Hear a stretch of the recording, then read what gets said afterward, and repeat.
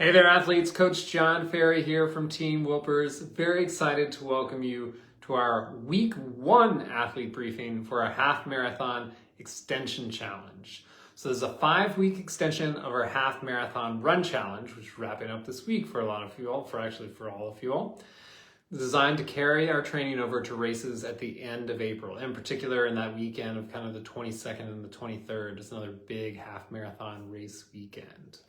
So this challenge does assume that you have been training with us, or you've been training in general for the last 10 weeks, getting ready, and or that you're comfortable with the half marathon distance. This isn't kind of a 5-week rush to the finish half marathon program. So we're gonna start at a pretty high level. So it's important that you're coming in fairly well trained to begin with.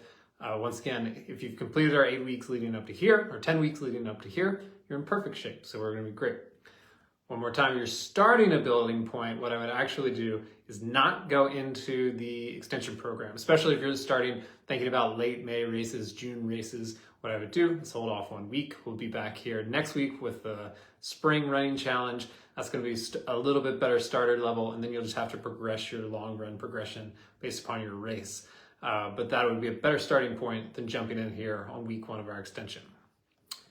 So before we get too far into this, I want to go ahead and just wish the best of luck to runners running this weekend. We can't wait to see and hear how it goes.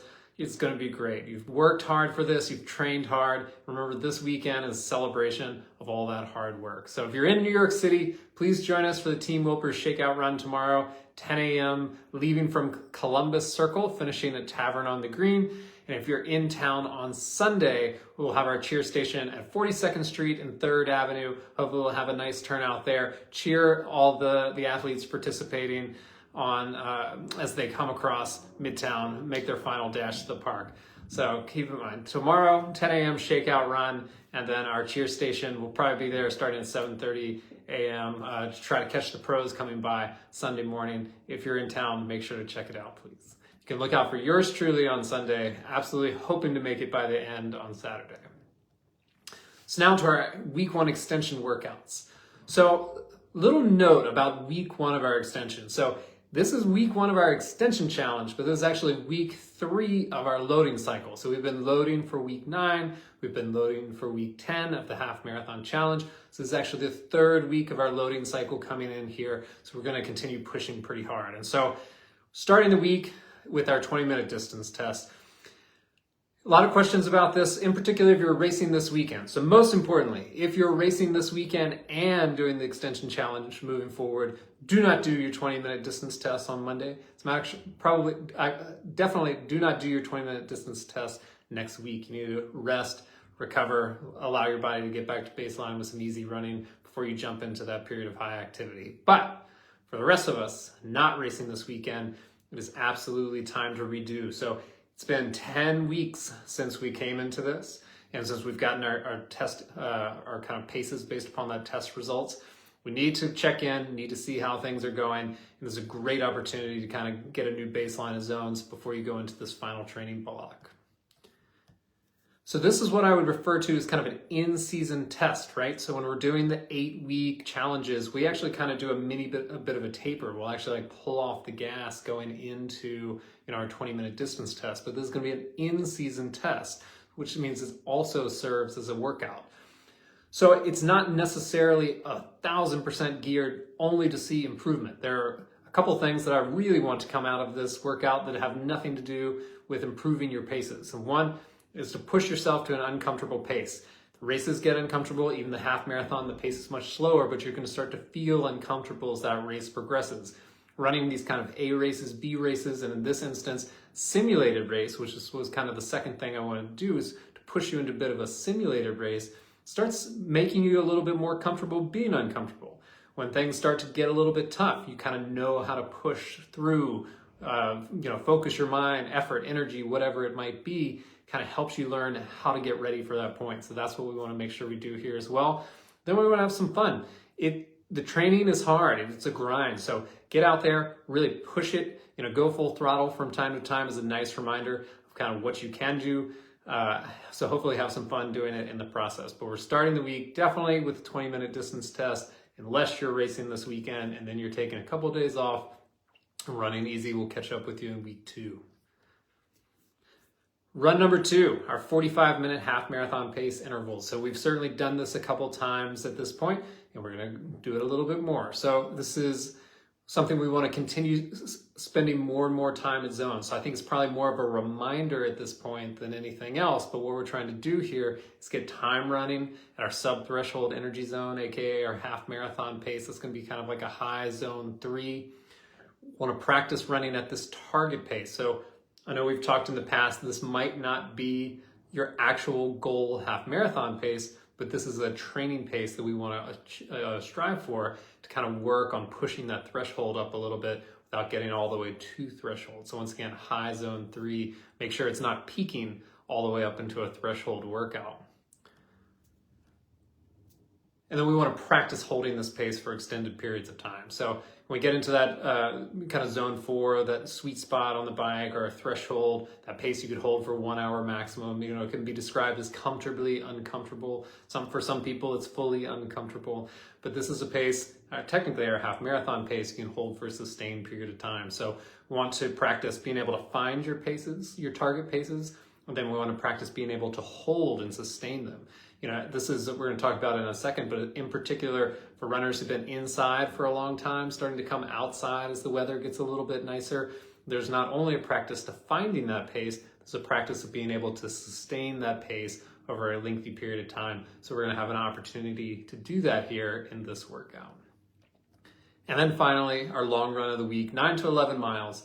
So everyone knows what to do here. Nice, easy, relaxed week, always the best run of the week. So over the scope of this challenge, we're going to be holding pretty steady in this high mileage. We're not, as I mentioned, not ramping back up from 5, 6, 7.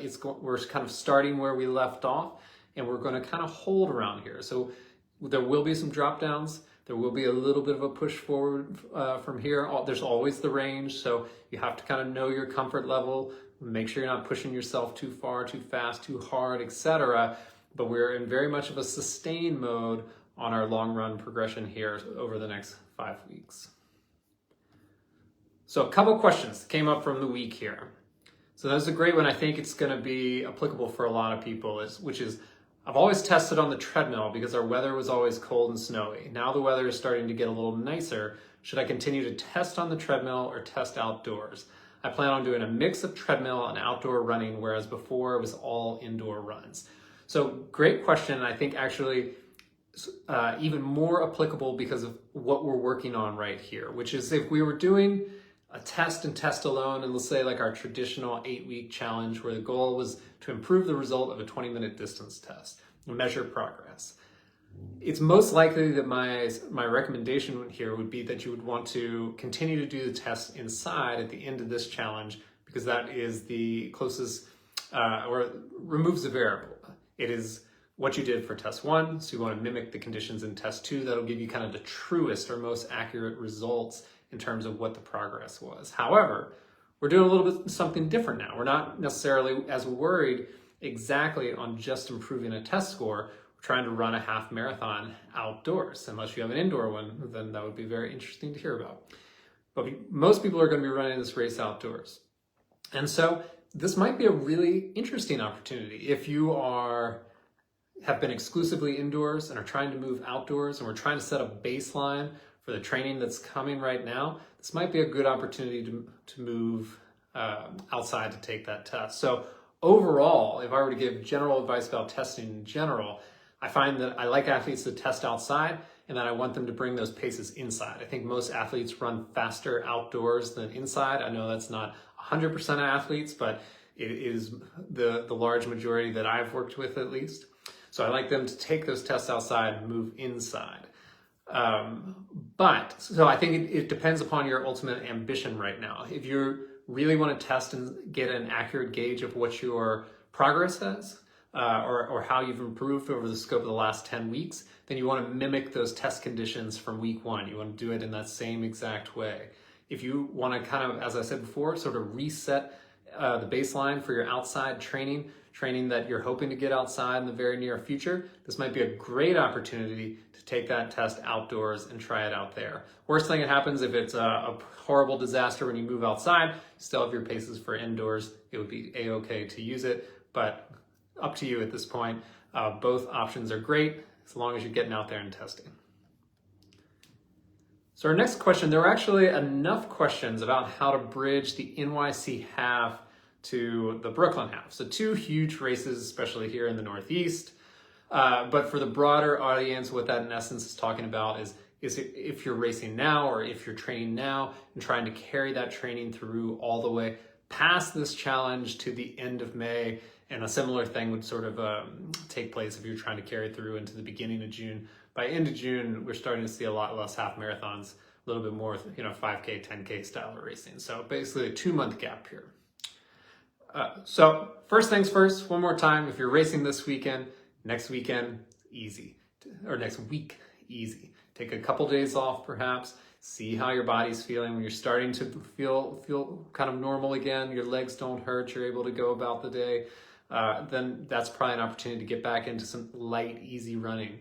I like to refer to it kind of as a reverse taper. So we tapered down to the race this week. You want to kind of like come out the other way. So we don't want to return straight to full volume. It might be a 2-3 week progression to get all the way back to full volume after your race. So take it nice and easy there. Second, I started talking about this as well, is we're in a bit of a volume holding pattern. So unless you are shooting right past this half marathon cycle and going on to a marathon cycle, we're at a very high percentage of maximum. So we don't need to build up from baseline anymore. If your baseline was 4 or 5 miles and now you're at 10 miles, we don't need to go all the way back down to build back up. We're going to be sustaining up here. And once again, we're going to take some drop downs, but we're really going to be sustaining up here in this a little bit higher mileage for a few weeks until we carry through into both the end of this challenge, and that will be similar if you're carrying all the way through into the end of May. Don't want to take a drop down and lose that fitness as best as possible. You want to keep that high volume. And if it feels too much for you, if you feel your body is deteriorating, it's a great opportunity to drop down. But certainly what I would plan for if I had built my fitness up to right here is to pin that volume and start and continue to manipulate the intensity. So we talk a lot about, we've got our 3 variables, we've got volume, intensity, and frequency. And so if your volume is at max, your frequency's pinned, that you're working out either 3, 4, 5 days a week, you get to continue pushing volume and move volume. If your volume is pinned, your frequency is pinned, you get to push intensity, which means we get to keep working tough workouts, moving a little bit forward. There's a lot of time between now and Brooklyn. You got 8 weeks, you can really move the needle in that time span. So that's what I would say. I would say you want to make sure your volume stays high. Make sure if you're racing this weekend, you absolutely are recovering from your race before you get back into another training cycle, and then spend your time pushing, leading all the way up to Brooklyn or your race at the end of May. Brooklyn is a great race. For the New York City half runners out there, you're going to get a real fun course. So we talked about a little bit hilly. Brooklyn, you get all your hills out in the first half of the race, and you have a pancake flat second half, so a lot of fast times there. Well, friends, that is actually all for today. So thank you so much for being here. One final huge good luck to all the runners running this weekend. We couldn't be more proud of you, and we're going to be super excited to hear and see what those results are. So have a great weekend, and we'll see you here next week for week 2.